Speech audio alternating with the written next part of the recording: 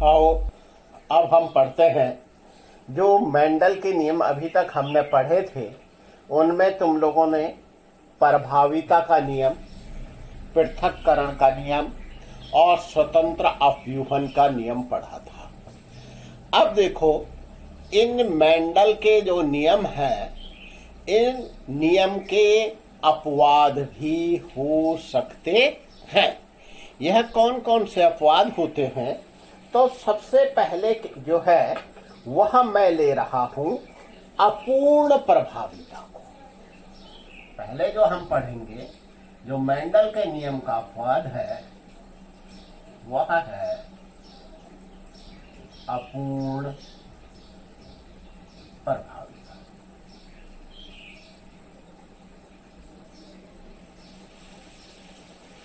या इसे जो है इंग्लिश में कहा जाता है इनकम्प्लीट डोमिनेंस।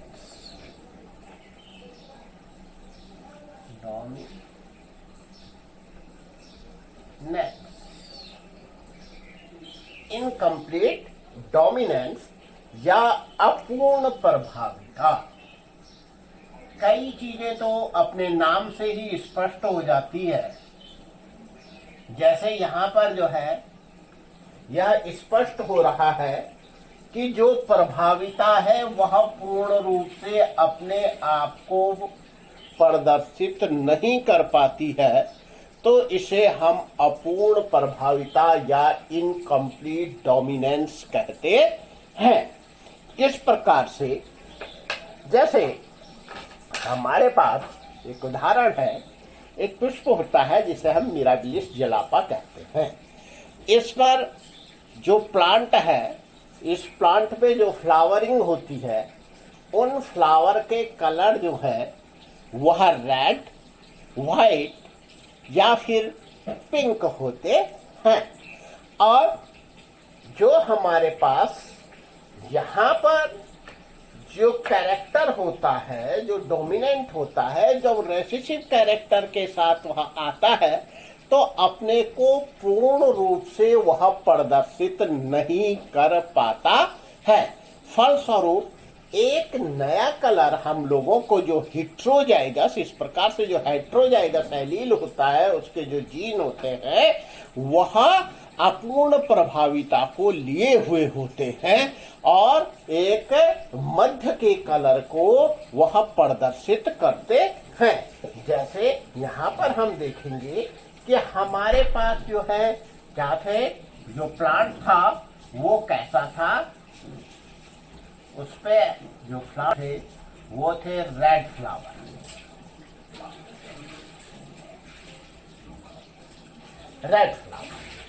और इसे सपोज करो हम इसे मेल रूप में ले रहे हैं एंड फीमेल वन, इस पे थे white flower.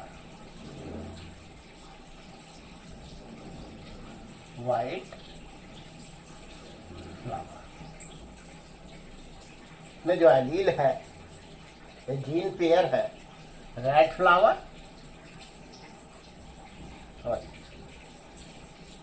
Capital R, capital are.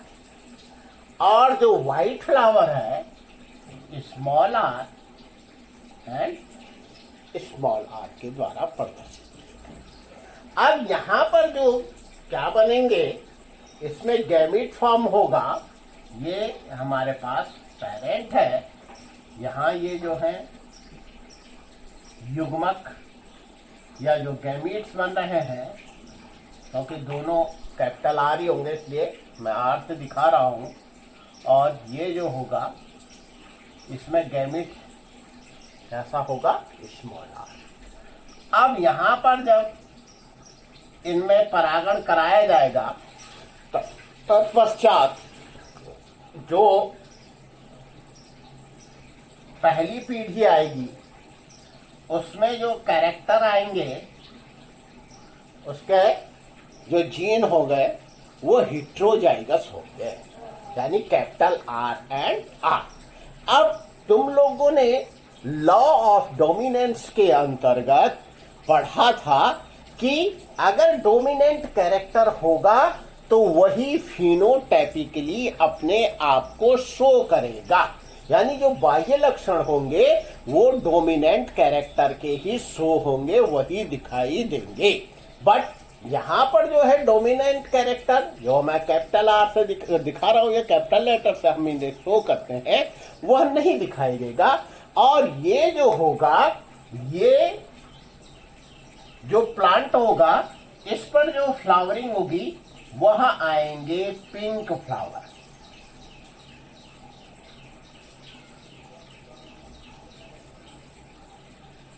कैसे? पिंक फ्लावर आएंगे।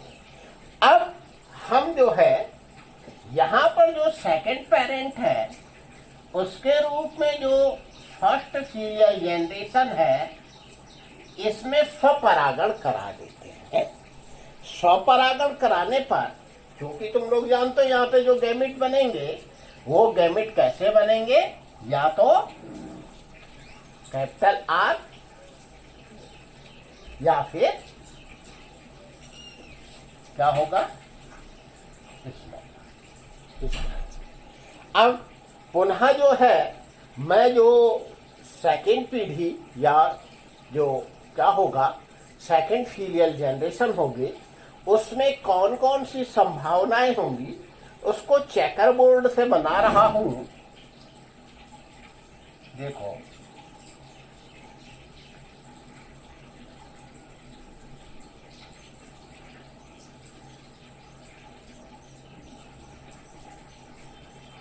क्या हुआ, एनीवन इज मेल, किसी को भी मेल और फीमेल के रूप में हम ले सकते हैं, दोनों समान है, हेटेरोजाइगस है, क्योंकि इसलिए क्या होगा कैपिटल आर और स्मॉल आर। यहां पर भी क्या हो जाएंगे, जो गैमेट होंगे फीमेल के भी वो क्या होंगे कैपिटल आर स्मॉल आर। अब ये अगर इसके साथ फ्यूज होता है ये हो जाएगा कैपिटल आर। यहां ये फ्यूज होगा capital R and small R. ये capital R small R and small R. यहां पर तुम देखोगे ये वाला जो हमारे पास फ्लावर होगा, ये वाला जो प्लांट होगा इस सीड से, इसके जो फ्लावर होंगे ये कैसे होंगे, प्योर रेड फ्लावर होंगे। और ये वाला जो हमारे पास प्लांट पैदा होगा इसमें कैसे फ्लावर होंगे, व्हाइट फ्लावर होंगे। जबकि ये दोनों के दोनों जो कि हेटेरोजाइगस है, हेटेरोजाइगस इसमें जो है ये दोनों पिंक होंगे। तो इस प्रकार से जो है रेड फ्लावर वाले कितने हुए, 1, पिंक फ्लावर 2, और जो व्हाइट फ्लावर है ये 1। तो रेशो हो गया 1:2:1। एक बार किसी बच्चे ने मेरे से प्रश्न कर दिया कि गुरुजी क्या इसमें जो है 4 ही जो है वो बीज पैदा होंगे और ये केवल जो है 4 ही प्रकार से इसे 1, 2, 1 इस रेशो से दिखाएंगे, इस अनुपात से दिखाएंगे। तो मैं बता दूं तुम लोगों को यह ऐसा नहीं है, यह एक रेशो है। सपोज करो कि हमारे पास 100 बीज पैदा हुए तो 100 बीजों में जो रेशो आएगा 1:2:1 का आएगा, यानी 25 कैसे हो जाएंगे रेड फ्लावर वाले, 50 पिंक वाले, व्हाइट जो है वो भी 25 जो है सीड ऐसे होंगे जिनको बोओगे तो क्या हो जाएंगे, व्हाइट फ्लावर आएंगे। ये इस प्रकार से है।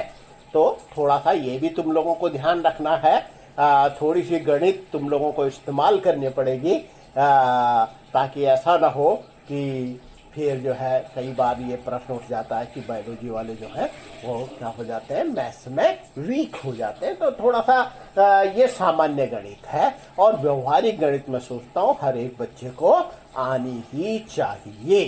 तो इसको, क्योंकि अनुपात तो तुम लोगों ने जो है अपनी लोअर क्लासेस में पढ़े हैं, तो उसी अनुसार से तुम क्या कर लोगे, इसे जान लोगे। अब हम लोग जो दूसरा अपवाद है उस दूसरे अपवाद को पढ़ेंगे। तो ये शायद तुम लोगों की समझ में आ ही गया होगा कि यह अपूर्ण प्रभाविता है। अगर हम लोगों के पास क्या होता, यहाँ जो मैं प्रभाविता के नियम के अनुसार तुम लोगों को बताता, तो वहां पर तुम लोग जानते हो कि ये रेशो क्या हो जाता, बदल जाता, ये 3:1 हो जाता। क्योंकि जो ये हेट्रोजाइगस जो है क्या है, जो कैरेक्टर को लिए हुए जो एलील है, तो इसमें भी क्या दिखाता, ये किसको शो करता, डोमिनेंट कैरेक्टर को। यानी ये दोनों भी कैसे होते, रेड होते। और तब रेड फ्लावर क्या हो जाते, 3 का रेशो इसका होता और व्हाइट का 1, तो 3:1 ये इस प्रकार से होता।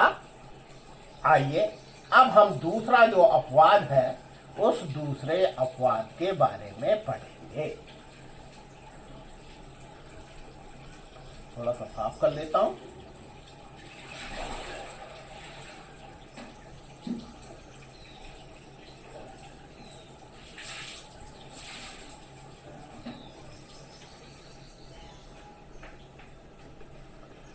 अब हम पढ़ते हैं सहप्रभाविता के बारे में। सहप्रभाविता,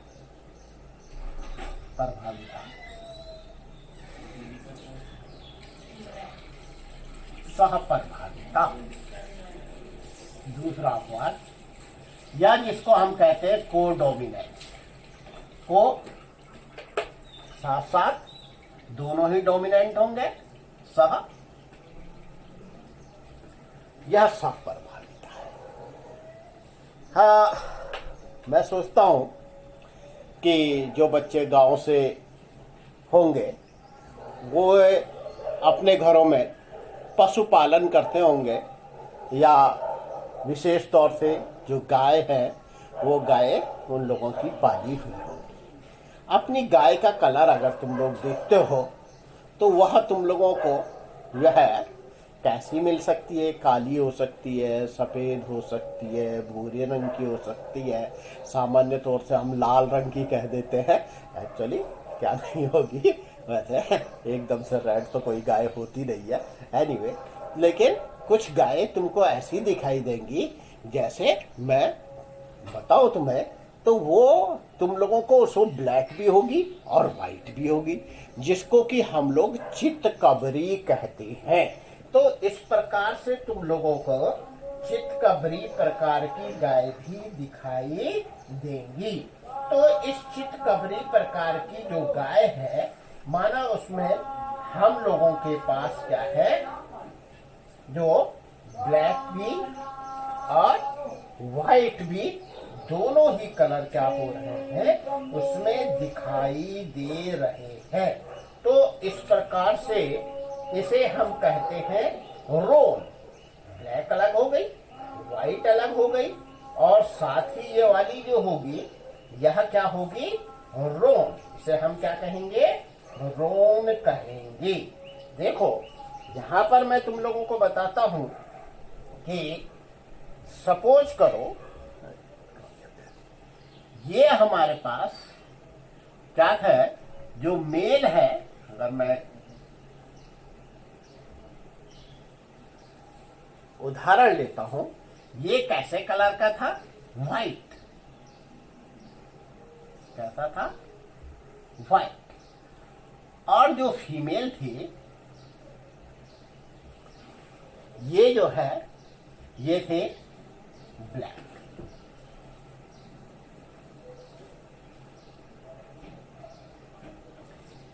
तो जब यहां पर इनमें से कोई भी जो है डोमिनेंट या रेसेसिव की भांति काम नहीं करेगा, पहले मैं यहाँ के एलील बता दे कर लिख देता हूं। ये थे W कैपिटल एंड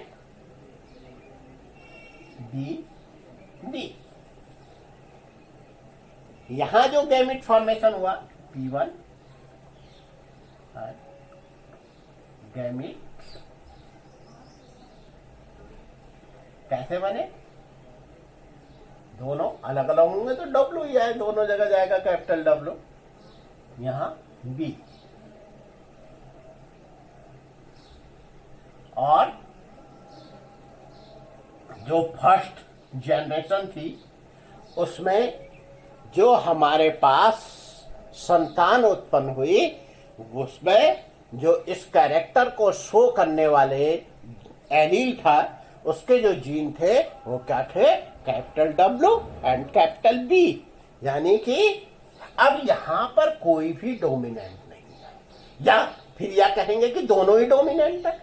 तो ये किसके रूप में दिखाई देंगे, को डोमिनेंट, यानी दोनों ही के दोनों क्या हो गए हैं, यहां अपने आप को शो कर रहे हैं। और इस प्रकार से जो संतान पैदा होगी, जो भी कॉफ है वह कैसा होगा, वह होगा रोन, चितकबरा। कैसा है, चितकबरा है, यानी काला भी उसमें है और सफेद कलर भी उसमें तुम लोगों को दिखाई देगा। अब हम लोग जो है इस जो क्या है, ये जो हिट्रोजाइगस हमारे पास क्या थी, फर्स्ट जनरेशन थी। इस जनरेशन में क्या करते हैं, इनमें आपस में ही क्रॉस हो जाता है। यानी कि जो हम लोग सेकेंड जो पेरेंट लेते हैं उसमें क्या है, यह क्या है, F1 एंटो F1। फिर से आते हैं हम लोग चेकर बोर्ड पे।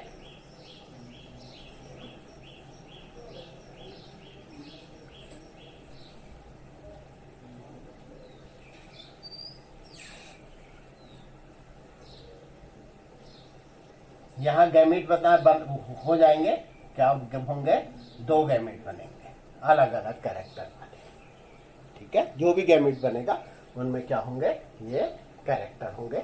है तो